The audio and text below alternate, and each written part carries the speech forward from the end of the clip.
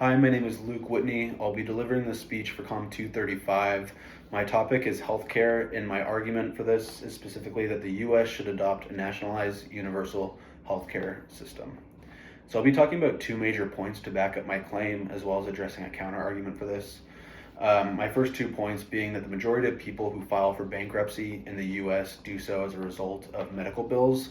And the second is touching on the predatory nature of the medical industry, specifically healthcare insurance and pharmacy benefit managers, which I'll refer to as PBMs for the rest of the speech.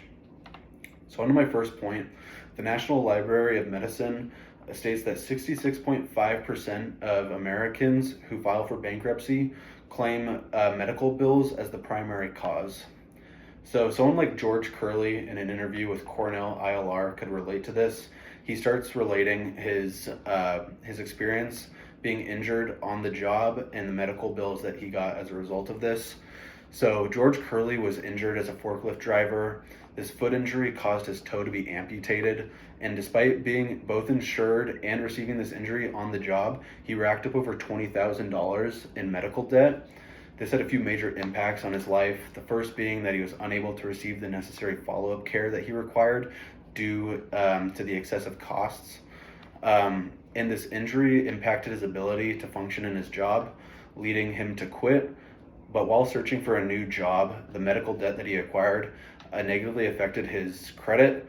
And so in interviews in the job application process, this negative credit report disqualified him from comparable positions, and he was only able to get a part-time minimum wage job in which he earned around $15 an hour.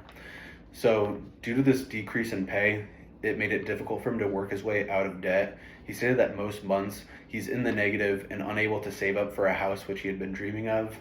And also the stress of this debt negatively affected his other health conditions such as diabetes.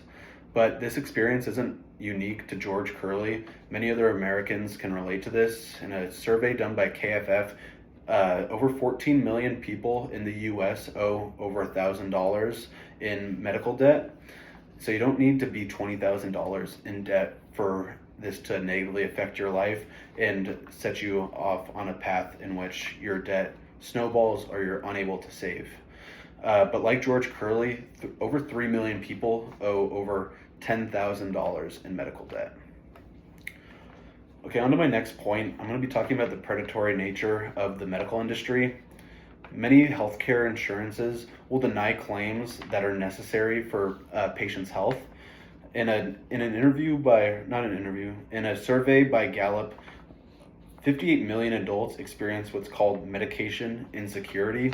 Medication insecurity is when you are unable to pay for a prescription that was prescribed by your doctor. So in the past year, over 58 million adults were unable to pay for the necessary prescriptions that they needed, which could result in negative health consequences.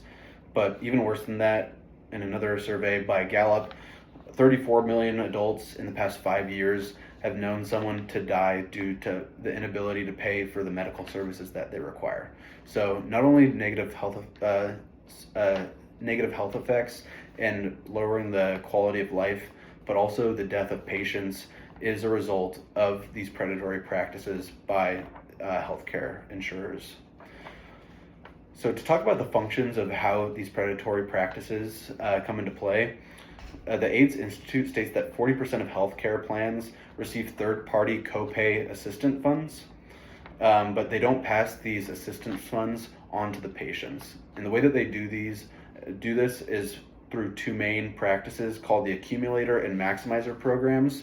So PBMs will utilize these programs to divert the funds that are supposed to go towards patients and allow health insurance companies and PBMs to pocket that.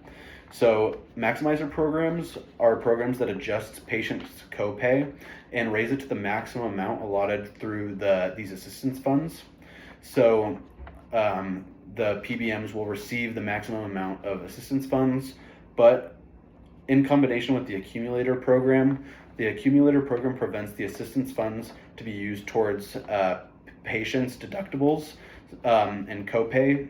So the patients are not only receiving a higher copay, but the assistance funds that are supposed to be directed towards those expenses are pocketed by health insurance companies and PBMs. Possible counter argument for my statement being that the U.S. should adopt a nationalized universal healthcare system is a question of how will we pay for it and not wanting to pay more in taxes. My counter argument to that, or my solution to that, being that these increased taxes wouldn't necessarily need to go towards average earning American citizens. In a survey by Gallup, 55% of Americans say that the upper tax bracket who earn over $400,000 a year are paying too little in taxes. So the majority of Americans believe that we should be taxing this upper tax bracket more than we currently are, which would help offset some of these costs that would go towards a universal health care program. But aside from citizens or Americans who would be taking on these costs, over 70% of Americans in another survey by Gallup say that corporations are paying too little in taxes. So either in combination or exclusively corporations and these upper paying tax bracket, we would be able to accumulate funds which would offset the costs for a universalized healthcare program. But even besides that, if we don't want to increase taxes on anybody, we could also rearrange funds that are currently being earned by taxpayers. So, according to the Bipartisan Policy Center, when asked, Americans prioritized healthcare above all other areas. So, they asked Americans to create a potential a tax policy. And in this, over 54% of Americans state that healthcare was their number one priority in terms of where taxes would be allocated. In contrast, only 3% stated international affairs as a top priority.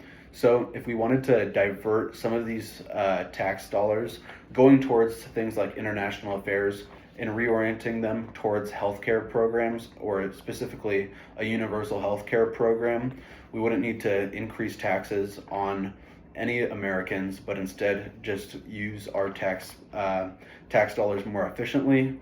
But in combination, both of these could be used at the same time. We could increase taxes on the high-paying tax bracket, on corporations, and also use our tax dollars more efficiently to help pay for a universalized healthcare program. Thank you. Just to restate, all of this goes to show why the U.S. should adopt a nationalized universal healthcare system. Thank you very much.